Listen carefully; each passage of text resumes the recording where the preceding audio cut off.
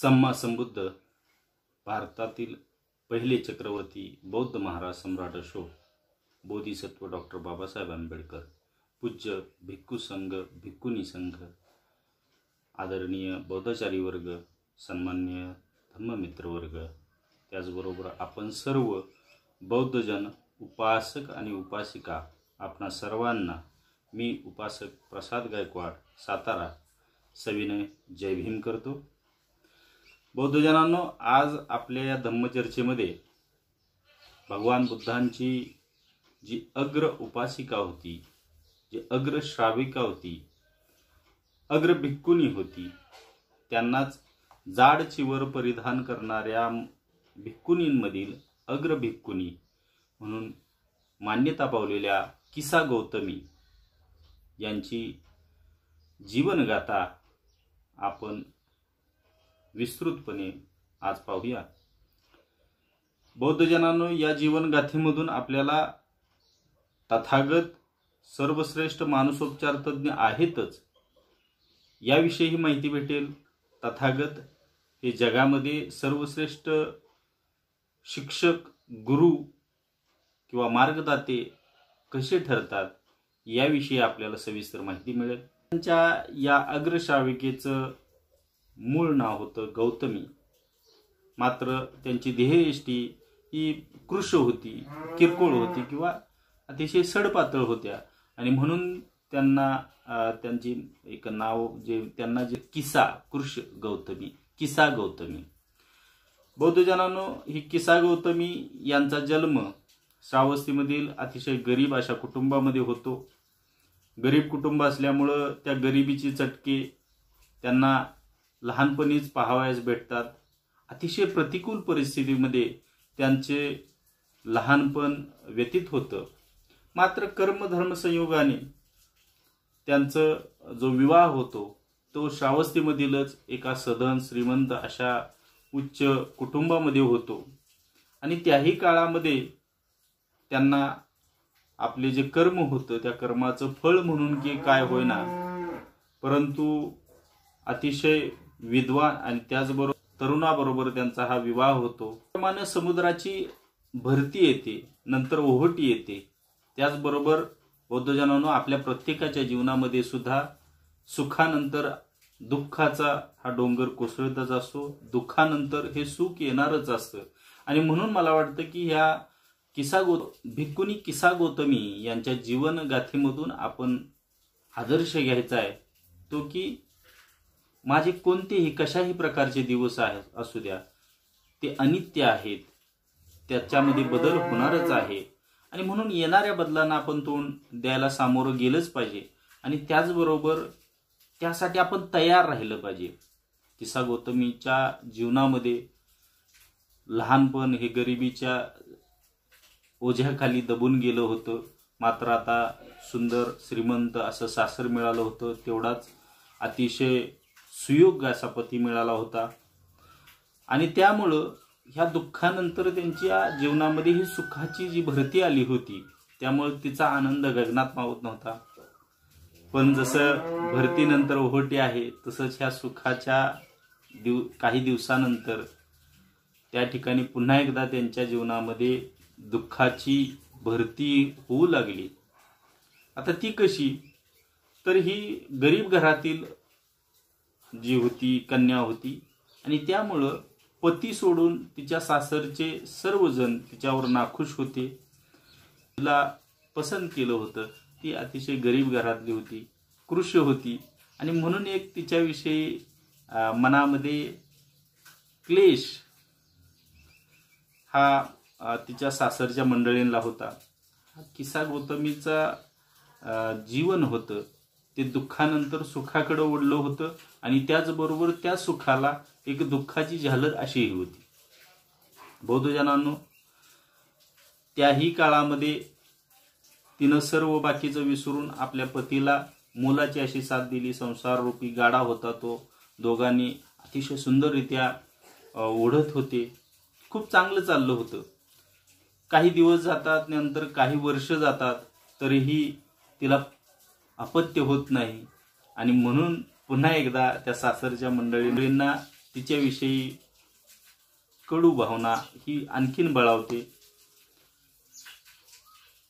प्रत्येक वेळीस तिला जे अपत्य नाही म्हणून जे टोचून बोलणं असेल, जे टोमणे मारणे असेल, हे किसा गौतमीला अतिशय असह्य झालं होतं।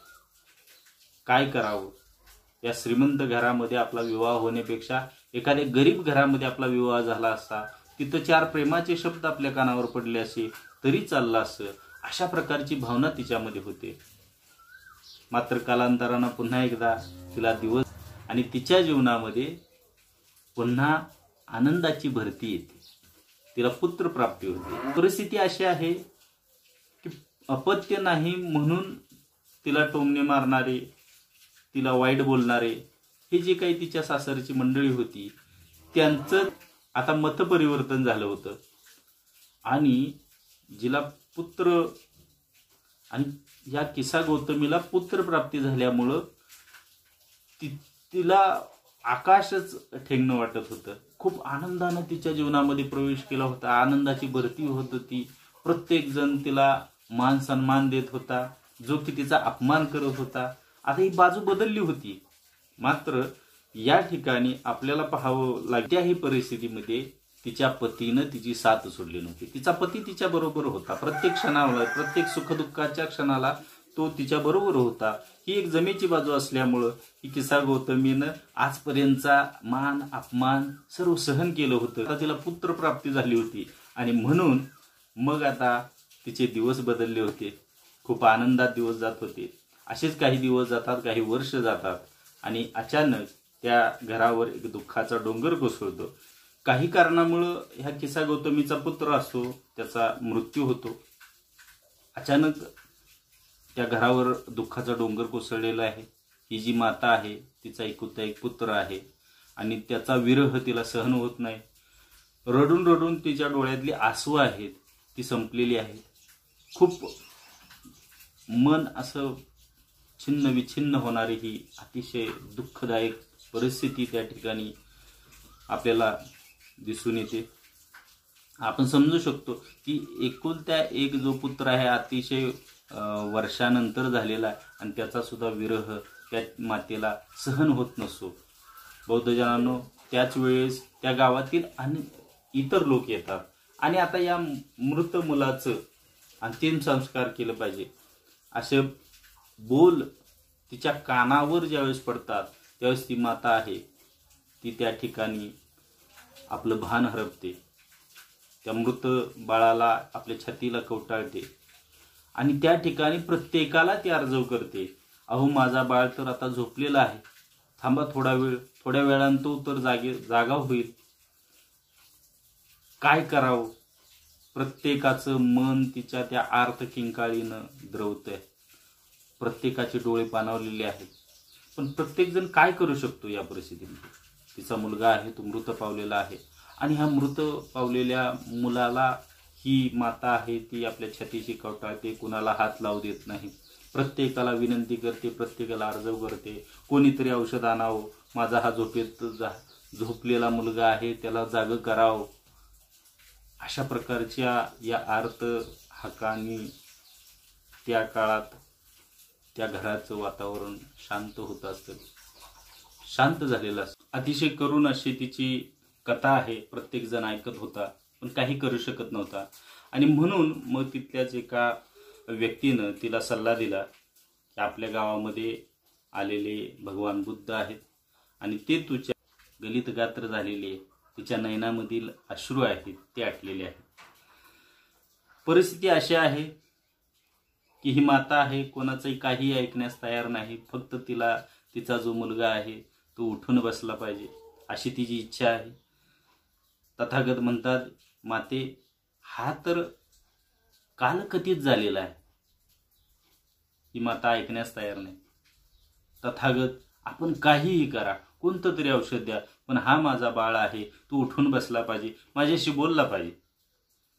मग तथागत तिची मानसिक स्थिती जाणून घे। आता ही अशा अवस्थेमध्ये आहे की हिला कोणतीही गोष्ट सांगितली तरी ती मान्य करणार नाही।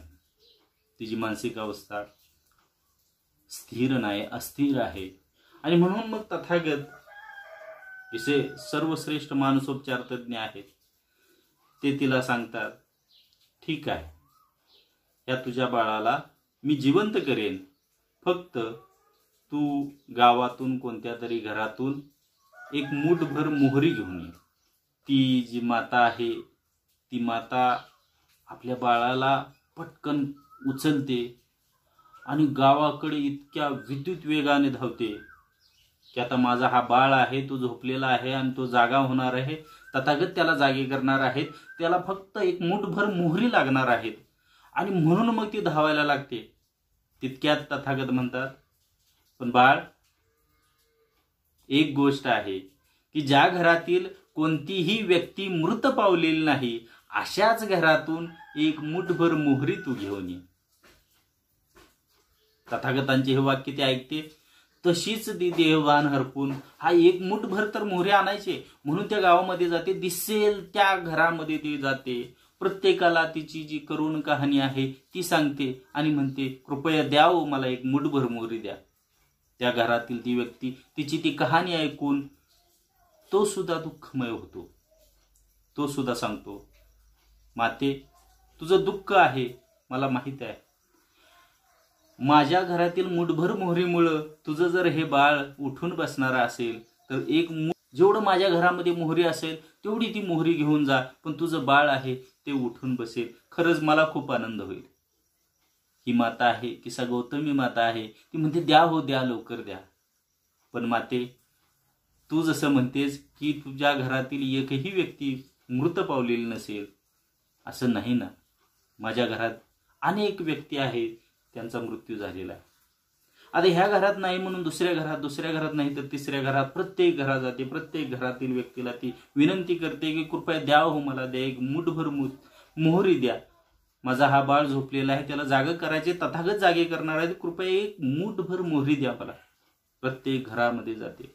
असं एकही घर तिला प्राप्त होत नाही की ज्या घरामधील एकही मृत्यू झाला नाही. आणि म्हणून मग त्या घरामधील एक मूठभर मोहऱ्या घेतल्या, तथागतांकडे गेले आणि माझा बाळ आहे तो पुन्हा एकदा जागा झाला.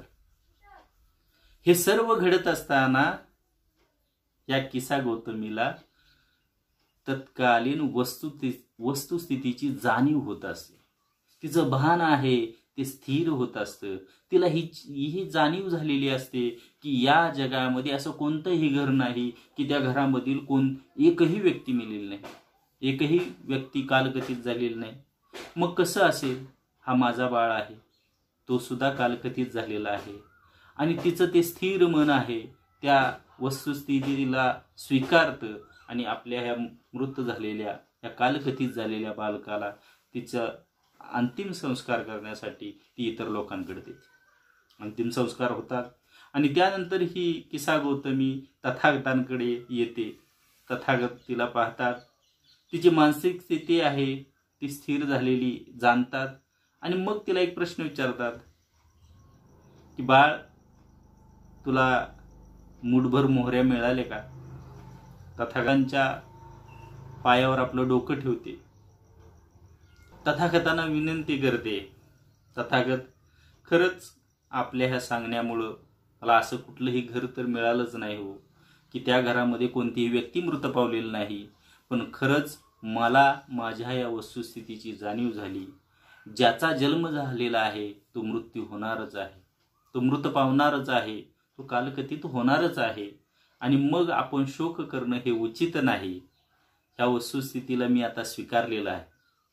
बौद्धजनांनो, ही माता पुढं भिक्कुनी होते. तथागतांच्या भिक्कुनी संघामध्ये ती अनेक भिक्कुनींना मार्गदर्शन करते. स्वतः अर्हतपद प्राप्त करतेच, मात्र भिक्कुनी संघांची जिना अंगावर जाड चिवर घेतलेला आहे अशा भिक्कुनीमध्ये ती श्राविका होते.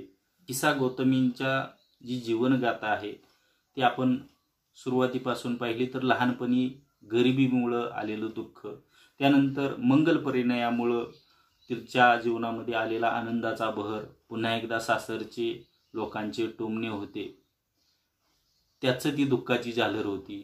पुन्हा एकदा पुत्रप्राप्तीमुळं आनंदाची भरती आणि पुत्रचा मृत्यू झाला, तिचा पुत्र आहे तो कालकथित झाला, म्हणून तिच्या जीवनामध्ये आलेला पुन्हा एकदा दुःखाची भरती. अशा या भरती ओहोटीचं तिचं हे जीवन आहे ते कधी थांबतं? तथागतांना शरण आल्यानंतर, तथागतांचं अनुसरण केल्यानंतर ही जी भिक्खुनी आहे ती आपल्या जीवनामध्ये इतरांसाठी आदर्श ठेवून जाते.